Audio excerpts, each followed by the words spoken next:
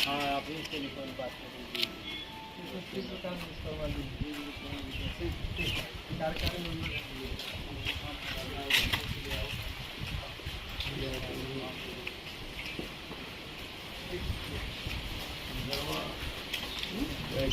ठीक रहेगा। हाँ, अंदर ठीक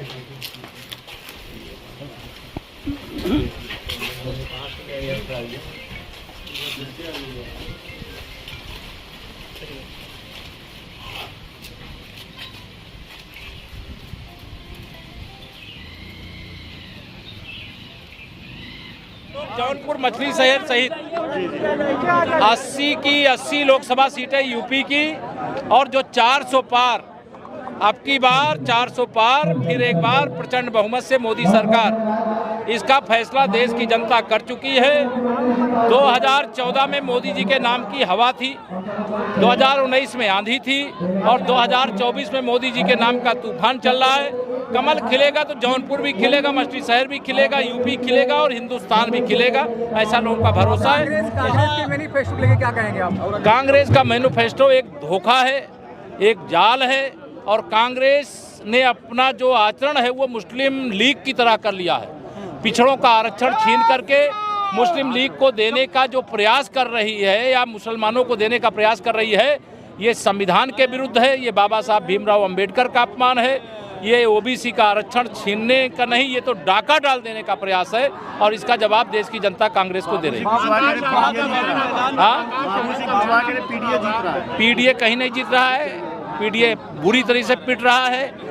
पीडीए का मतलब परिवार डेवलपमेंट अथॉरिटी और सपा माने समाप्तवादी पार्टी, बसपा मतलब बिल्कुल समाप्तवादी पार्टी और कांग्रेस मुक्त तो भारत हो रहा है। आकाश आनंद का बयान आपने सुना होगा, जिस तरीके से उन्होंने बीजेपी पर हमला बोला है।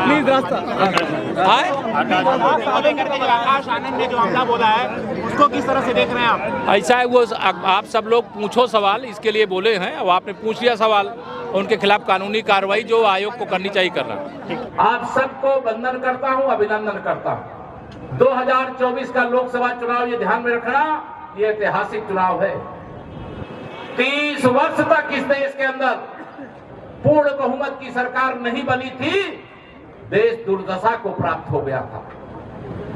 भारत को दुनिया के सामने शीश झुकाना पड़ता था, लेकिन 2014 में आपने 56 इंच के सीने वाले माननीय नरेंद्र मोदी जी के हाथों में देश की बागडोर सौंपी और आज दुनिया भारत के सामने शीश झुकाती है। ये अंतर हुआ है। 2019 के लोकसभा चुनाव में सपा बसपा के गठबंधन के कारण हम जौनपुर लोकसभा हार गए थे, लेकिन इस बार मुझे मालूम है 2019 की हार का बदला जौनपुर में लेंगे और मछली शहर में विजय दोहराने का काम करेंगे। बताइए सही है? इस बार देश में एक नारा लग रहा है, अब की बार सब लोग हाथ उठाकर तो नारा लगाइए, अब की बार, फिर एक बार, यह लक्ष्य अर्जित करने के लिए, हमें 400 पार करने के लिए उत्तर प्रदेश की 80 की 80 लोकसभा सीटें भारतीय जनता पार्टी और गठबंधन के प्रत्याशियों को जिताने का संकल्प पूरा करना है। अब 2 चरण के चुनाव 16 सीटों पे हुए मेरे मित्रों, मैं एडवांस में 16 सीटों को जीतने की आपको बधाई दे सकता हूं। वहां कमल खिल चुका। 7 मई को फिर चुनाव मतदान है। जैसे जैसे हम पश्चिम से चल करके पूरब की ओर आ रहे हैं, भारतीय जनता पार्टी की आंधी, मैं यही कहता हूं कि 2014 में माननीय नरेंद्र मोदी जी के नाम की हवा थी, 2019 में माननीय नरेंद्र मोदी जी के नाम की आंधी थी और 2024 में माननीय नरेंद्र मोदी जी के नाम का तूफान चल रहा है और जनता पूरी तैयार है। जनता ने फैसला कर लिया है। बताइए, तीसरी बार मोदी सरकार का फैसला किया कि नहीं किया आप लोगों ने? दोनों हाथ उठा बताइए, किया है कि नहीं किया है? ये विरोधी इंडी गठबंधन वाले भ्रष्टाचार के दलदल में डूबे हुए गुंडे, अपराधी और माफियाओं के मसीहा बनकर के जो ये स्वप्न देख रहे हैं कि 2024 में माननीय नरेंद्र मोदी जी को तीसरी बार प्रधानमंत्री बनने से रोक लेंगे। मैं उनको बताना चाहता हूं, चुनाव की औपचारिकता बची है, जनता फैसला कर चुकी है। गरीब माँ बाप के बेटे को प्रधानमंत्री बनाया तो देश 10 साल में 100 साल आगे गया है और आगे 5 साल में और 100 साल आगे जाएगा। तीसरी अर्थव्यवस्था बनेगा, विकसित भारत की गारंटी बनेगा। इसलिए इस बार चूकना नहीं है मेरे मित्रों। यह चुनाव ऐतिहासिक चुनाव है। दुनिया की तमाम ताकतें, ध्यान रखना, केवल कांग्रेस और इंडी गठबंधन, कांग्रेस सपा बसपा ही नहीं, इंडी गठबंधन ही नहीं, दुनिया की वह सारी ताकतें जो दुनिया के दूसरे देश हैं, जो भारत को बढ़ते हुए नहीं देखना चाहते हैं, वह सब लगे हैं कि किसी तरीके से मोदी जी को रोक लें। लेकिन दलों के दलदल के मिल जाने से, मोदी जी को प्रधानमंत्री बनने से जब 2019 में नहीं रोक सके, जब सपा बसपा ने गठबंधन कर लिया था और देश में 2014 में से तो हम 283 जीते थे, लेकिन 2019 में जौनपुर हमें नुकसान जरूर हो गया था, लेकिन 303 सांसद कमल के फूल पर जीत करके आए थे। और माननीय मोदी जी ने जो वादा किया, निभाया था कि नहीं निभाया था? मोदी जी ने वादा किया था कि अगर आप 300 पार करोगे मैं 370 हटा दूंगा। बताइए हटाया था कि नहीं हटाया था? मोदी जी ने कहा था अगर आप 300 पार कमल के फूल दोगे तो मैं पूज्य अटल बिहारी वाजपेयी जी के आशीर्वाद को सफल करके रामलला के जन्म स्थान पर भव्य मंदिर बनाने का काम कर दूंगा। बताइए भव्य मंदिर बना कि नहीं बना? मोदी जी ने जो कहा वो किया, मोदी जी ने जो कहा वो किया। और आप सबको, मैं प्रधानमंत्री जी से मिला था, उन्होंने कहा कि मेरी ओर से जब जौनपुर लोकसभा और बस्ती शहर लोकसभा के भी लोगों के बीच में जाइएगा, मैं बीच में जब समय मिलेगा आऊंगा, लेकिन मेरी ओर से सबको प्रणाम कह देना। मैं प्रणाम कह रहा हूं मोदी जी को की ओर से आप सबको। उन्होंने आप सबको प्रणाम भेजा है और एक अपील की है कि अगर मैंने जो कहा है उसे पूरा किया है तो आप सब भी, मोदी जी ने एक बात कहा है, पूरा करोगे तो कह दूं मैं, दोनों हाथ में बताओ, पूरा करोगे तो कह दूं। मोदी जी ने कहा है कि हर बूथ पर जितना वोट 2019 में मिला था उसमें 370 वोट और बढ़ा दीजिए। बढ़ा दोगे? दोनों हाथ उठा के बताइए, 370 और वोट बढ़ा दोगे? आप भरोसा रखना, हर बूथ पे 370 वोट बढ़ाने का काम आप कर दीजिए। पाकिस्तान के कब्जे वाले कश्मीर में तिरंगा फहराने का काम 56 इंच के सीने वाला कर देगा। सपा बसपा कांग्रेस की हालत खराब है। वह सारे आप सब जानते हैं, सपा की साइकिल पंचर हो चुकी, पंचर हो गई है कि नहीं हो गई?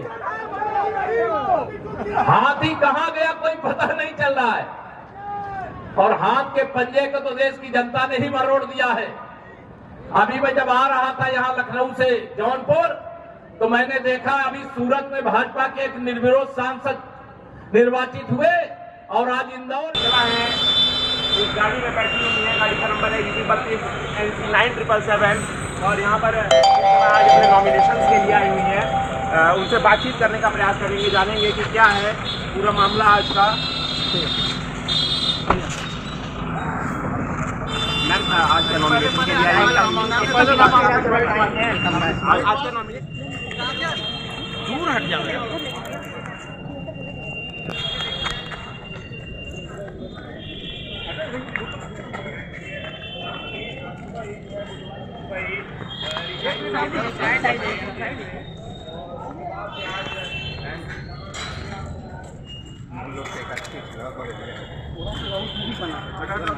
पूरी बना दो यार, पीछे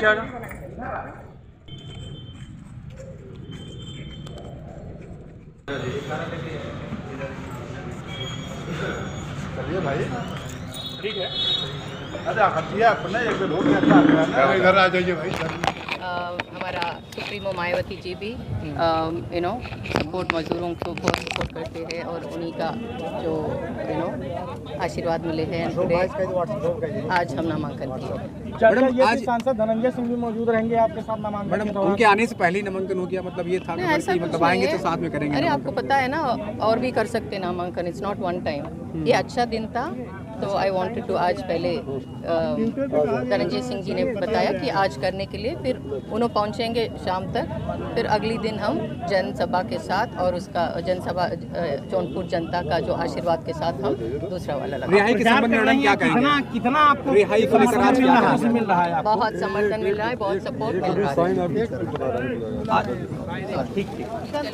मैडम थोड़ा सा और आ गया ma'am. One of your last please. नामांकन किया है आपने अभी? हाँ प्रक्रिया थी क्या था?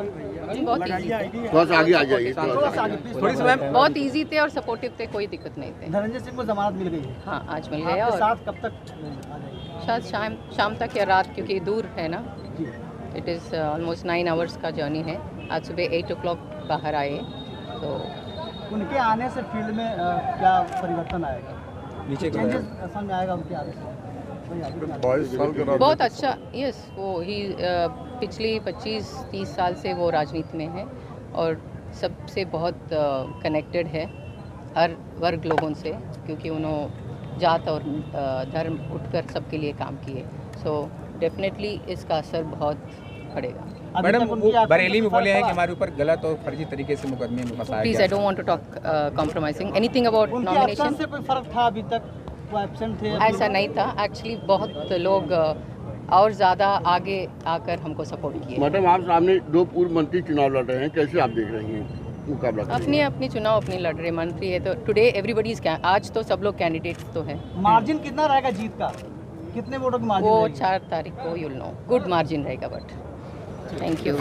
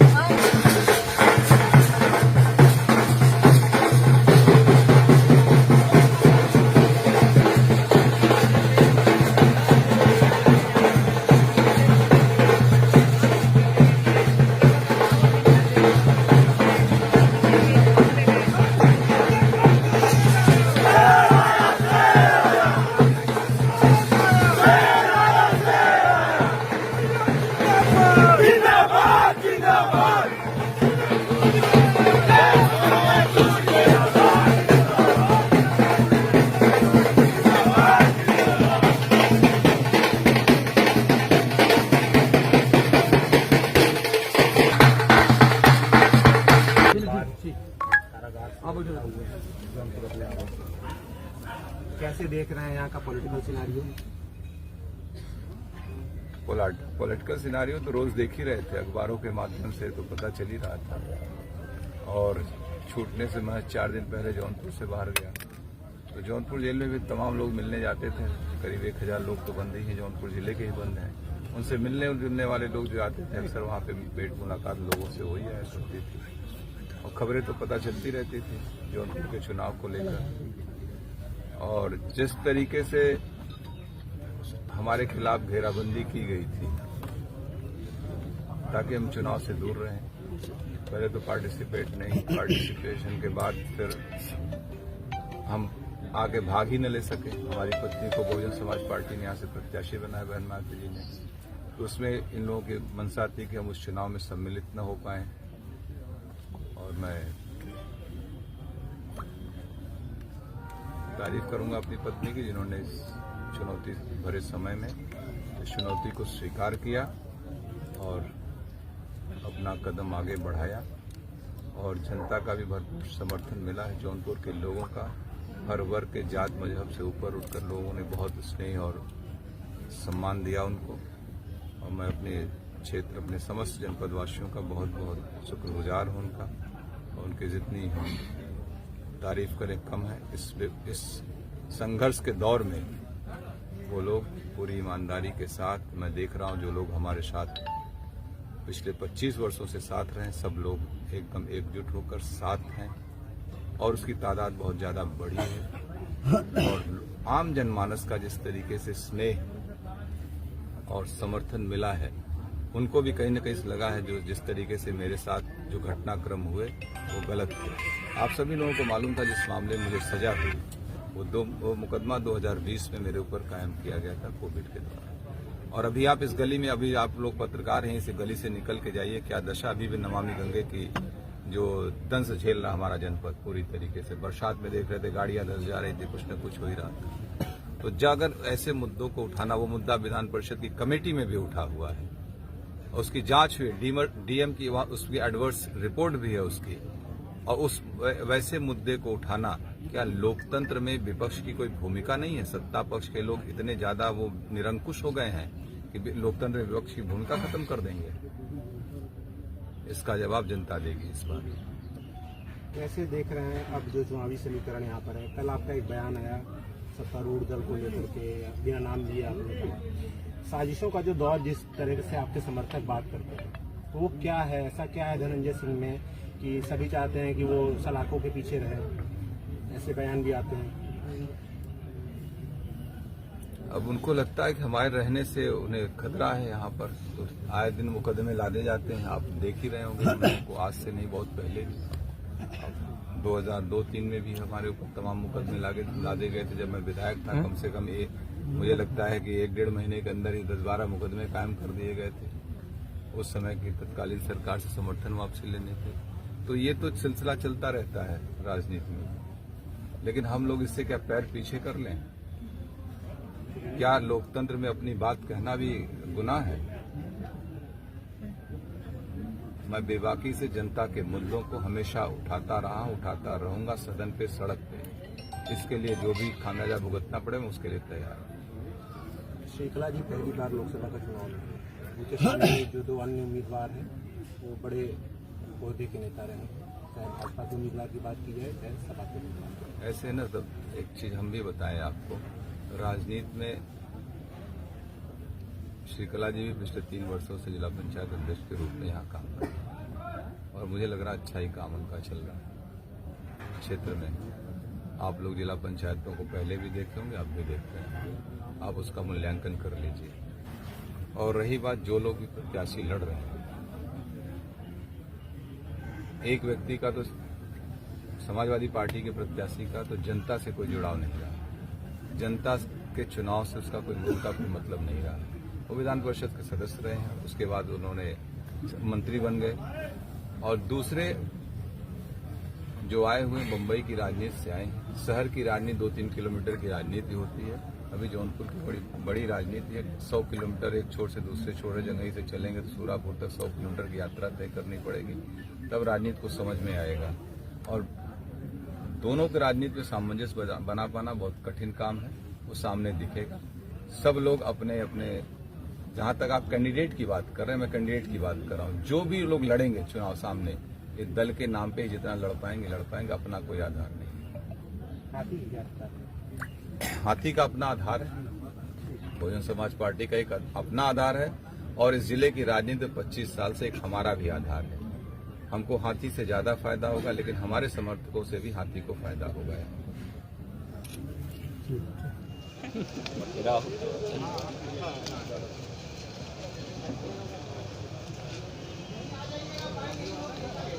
यहाँ भी होगी, उधर से इधर आ जाइए, इधर तक चले आइए, भीड़ बहुत ज्यादा, आवाज शुरू करिए, उधर चले आइए, कोई दिक्कत नहीं, आप खड़ी रहिए। बोले मकसूद भाई, डॉक्टर साहब ना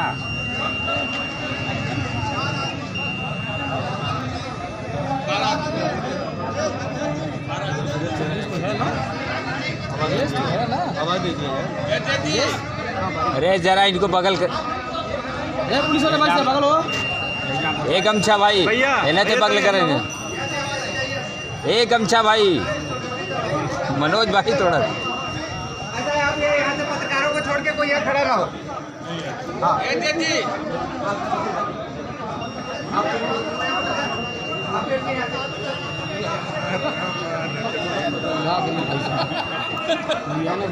काहे शांत रहा यार, कहाँ हो तुम वहाँ सुनो, 5 से ज़्यादा नहीं जा रहा यार। पीछे कल भी सब बवाल कर रहे थे ना,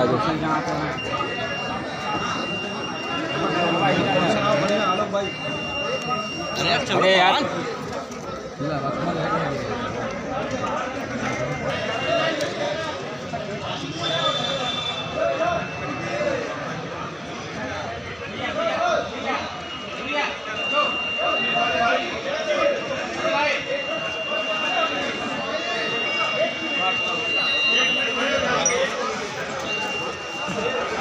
भैया भैया भैया अध्यक्ष जी अध्यक्ष जी ए भैया भैया अरे यहाँ फट जाइए भैया यहाँ फट जाइए नहीं करना फोटो एक मिनट अध्यक्ष जी अध्यक्ष जी खड़ा है, कार्ड ड्यूटी कर रहा था तो घुस गया।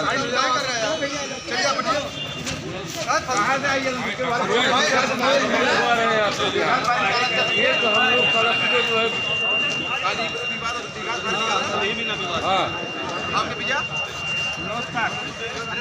चलिए बात चलिए चलिए बात चलिए। अरे भाई चलो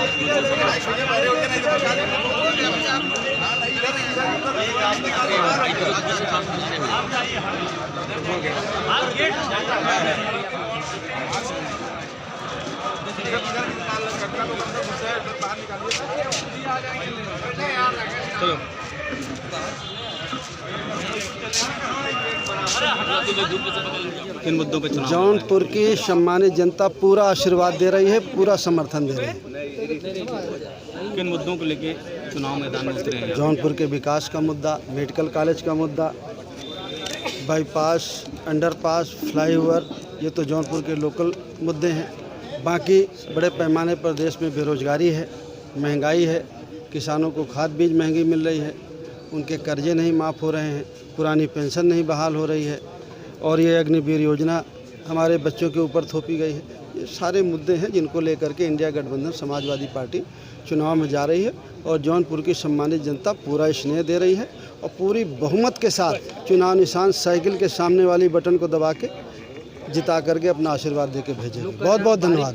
भारी उम्मीदवार हैं। बहुत बहुत धन्यवाद। नहीं धनंजय सिंह ने सुनिए सर एक सवाल सर। हाईकोर्ट से जानना चाहिए। दूसरी तरफ जो क्षेत्रीय लोगों में काफ़ी खुशी का माहौल है, अभी बच्ची में बेचैनी माहौल है, इसको लेकर किस तरीके से आप देखते हैं? हाँ, विपक्षियों में बेचैनी का माहौल इसलिए होगा कि श्रीकला जी के लिए एक हैंडसम मिले हैं। बहुजन समाज पार्टी का भी प्रत्याशी हैं, बीएसपी के नेता, वर्कर, काडर पूरा काम उनके लिए कर रहा है। प्लस जो हम लोगों के सहयोगी साथी हैं वो सब लोग काम कर रहे थे। हाँ, बेचैनी इसलिए है कि जो लोग शासन सत्ता का दबाव दिखा के हमारे यहाँ प्रधान, बीडीसी, ब्लॉक प्रमुखों को डरा धमका के वोट लेने का प्रयास कर रहे थे, उनको कह रहे थे किसी का विश्वास ला देंगे, किसी को ये कर देंगे, किसी की जांच करा देंगे, ठेकेदारों को धमकाना, जो ये सब काम कर रहे थे प्रशासन के बल पे, अब उस पे लगे, अब उस पे उनको भय है कि हम खड़े रहेंगे तो उनका साहस बढ़ेगा, उनको संबल मिलेगा, ताकत मिलती है हमारे रहने से। और ऐसा थोड़ी कि इतना लोकतंत्र में जाति तुम कर लोगे, इसलिए लोग बौखलाए और घबराए हुए। 25 मई को चुनाव है, तो किन मुद्दों को लेकर श्रीकला जी जनता के बीच जा रही है? जनता किन मुद्दों को लेकर इनको वोट करेंगे?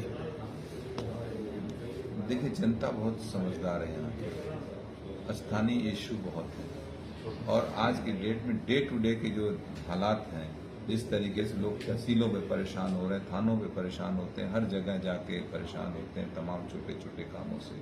उसको लेके उसको निष्पादित कौन कर रहा है? जनता के लिए ये भी शोषण कहाँ हो रहा है, शोषण के विरुद्ध कौन लड़ेगा, ये भी जनता के लिए इश्यूज हैं।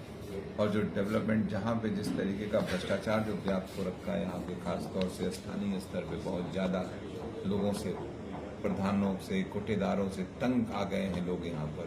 जो स्थानीय जिस तरीके से गुंडागर्दी चल रही है उससे लोग तंग है या हमारे जिले में स्थानीय स्तर पे जिस तरीके सत्तारूढ़ दल के नेताओं ने जो शोषण किया हमारे यहाँ प्रधानों का, जनप्रतिनिधियों का, उससे लोग बहुत तंग हैं। तो इसलिए उस आधार पे हम लोग देखते हैं कि सब लोग एकदम बैठे हुए खार खाए कि नहीं है, इनको आना जरूरी, इनके आने से हम लोगों को यहाँ पे एक संरक्षण मिलेगा, हम लोगों के साथ जाति नहीं होगा। और किसी प्रत्याशी से उनको कोई उम्मीद नहीं है, सपा के प्रत्याशी से कोई उम्मीद नहीं है उनको इसलिए सारे लोग अधिकांश जनमानस में सभी अक्रॉस द पार्टी लाइन लोग हम लोगों के साथ खड़े हैं। सर, भारतीय जनता पार्टी से कृपा शंकर सिंह जी और इंडिया गठबंधन से बाबू सिंह कुशवाहा जी हैं, बसपा से श्रीकला जी हैं, तो भारतीय जनता पार्टी से कृपा शंकर जी कह रहे हैं कि हम पहले नंबर पे हैं, तीसरे नंबर पे कौन है ये बता दीजिए, इसको किस तरीके से आप देखते हैं? बाबू सिंह कुशवाहा और श्रीकला जी आपस में तय कर लें। मुंबई से आए हैं, अगर जरा उनसे पूछिएगा कैठ ब्लॉक कैठ नया पंचायत इस जिलवा में है, वो भी बता दें लोकसभा को, इसे बताइएगा। मुँह से तो बोलना है, वो तो वोट मांग रहे हैं, हम भी सुन रहे हैं, कि आप मोदी जी को वोट दे रहे हैं, तू का किए करो तो राजनीति 30 साल 35 साल का राजनीति भाई। 1971 इंटरव्यू सुन रहा था आप ही लोगों के चैनल पे, हमें 71 में यहाँ झोला उठा के मुंबई चला कर काम करें। हम तो काम करने मुंबई नहीं न गए थे भाई, हम तो बाई चॉइस राजनीति में हैं। हमने विश्वविद्यालय से पढ़ाई किया, हम यहाँ जनता की सेवा करने के लिए बाई चॉइस आए। और 2002 में जब हम चुनाव लड़ रहे थे विधानसभा का, यही माननीय कृपा शंकर सिंह जी ये जो भाषण दे, मैं सुना था पहला इंटरव्यू जब 2005 मार्च को यहाँ आए थे, जिस दिन मुझे सजा हुई थी, उस दिन ये इंटरव्यू दे। धनंजय सिंह को जानते नहीं, इनका मैं इंटरव्यू भी सुन रहा था, किसी ने मुझे दिखाया था। तो 2002 में गृह राज्य मंत्री होते थे कांग्रेस का, और भाजपा लोगों को गाली देते थे चारों तरफ भाजपाइयों को। आज भाजपाई हो गए हैं बड़ा वो, और उसके बाद यही उनका घर हमारी विधानसभा में पड़ता था। कांग्रेस के कैंडिडेट लड़ाए थे वो, और जमानत नहीं बचा पाए थे, अपनी यही 1 महीना रुक के प्रचार किए थे। तब भी हमको ये भाषा से आज तो 2024 चल रहा है, मैं इस आदमी को वही याद करता हूँ। 2002 में भी मंचों से खड़ा होकर मुझे गुंडा माफिया बदमाश कहा करता था। यार ये आदमी, इसका भाषण आप उठा के देखिएगा इनका, तब आप इनको समझ में आएगा। इस जिले की राजनीति में इतना व्यक्तिगत चीजों पे प्रहार करने वाला कोई आदमी नहीं रहा है। एक तो इंटर फेल है कि हाई स्कूल फेल है, मुझे जानकारी नहीं है। अगर शिक्षा रही होती तो कम से कम अच्छी वाणी अच्छे विचार होते व्यक्ति के। हम लोग राजनीति में कोई व्यक्तिगत टिप्पणी नहीं की जाती। आप जो भी करो, जैसे भी आप समाज का काम करो, समाज राजनीतिक विचारों नीतियों मुद्दों पे आके आप बात करो ना। 20 सालों से भाई हम तो as a MP as a MLA तमाम काम आपने अपने गांव में मुझसे काम, तमाम काम उनके गांव में क्या आके कहें कि नहीं किए हैं उनके गांव में। एक जनप्रतिनिधि के नाते उनके गांव में जिम्मेदारियों का निर्वहन नहीं किया है। बोले जनता के बीच में, हमसे काम नहीं कराया है गांव में, अपने सड़क नहीं बनवाया कि तालाब नहीं बनवाया, क्या नहीं बनवाया, पूछे उनसे। एक जो हमारा उत्तरदायित्व, यही तो जनप्रतिनिधि इसीलिए चुने जाते हैं ना। इसलिए इस तरीके की भाषा लोगों को नहीं बोलनी चाहिए। और कम से कम कल मिलोगे तो नजर न झुका लो। फिर ऐसा थोड़ी कोई रंजिश थोड़ी, दुश्मनी थोड़ी है हमारी उनकी। तो सब राजनीति, चुनाव आमने सामने लड़ो चुनाव अपना। आपको आपके एक दल ने चुनाव दिया, हमारी पत्नी को हमारी पत्नी को दल ने चुनाव दिया, वो लड़ेंगे, हम उनको लड़ाएंगे। समाजवादी पार्टी को समाजवादी पार्टी कैंडिडेट को लड़ाए। बाबू सिंह कुशवाहा भी हमारे जानने वाले थे जब हम बहुजन समाज पार्टी थे, बहुजन समाज पार्टी के सदस्य थे। तो कोई व्यक्तिगत रंजिश थोड़ी है। उनकी पार्टी कुछ एजेंडे होंगे, उनके मैनिफेस्टो, उस पर बात करिए, आप उस पर बात करिए। हमारा अपना निजी एजेंडा भी है, निजी मैनिफेस्टो जौनपुर को लेकर, हम उस पर बात करेंगे पार्टी के साथ साथ।